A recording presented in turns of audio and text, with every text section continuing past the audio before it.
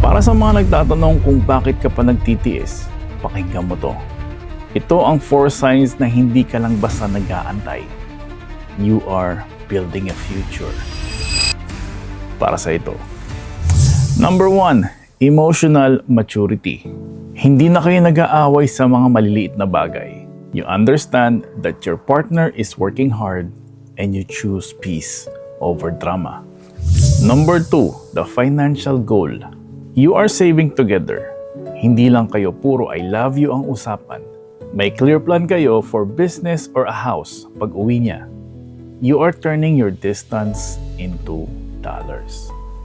Number 3, unshakable faith. Hindi ka na nag-overthink.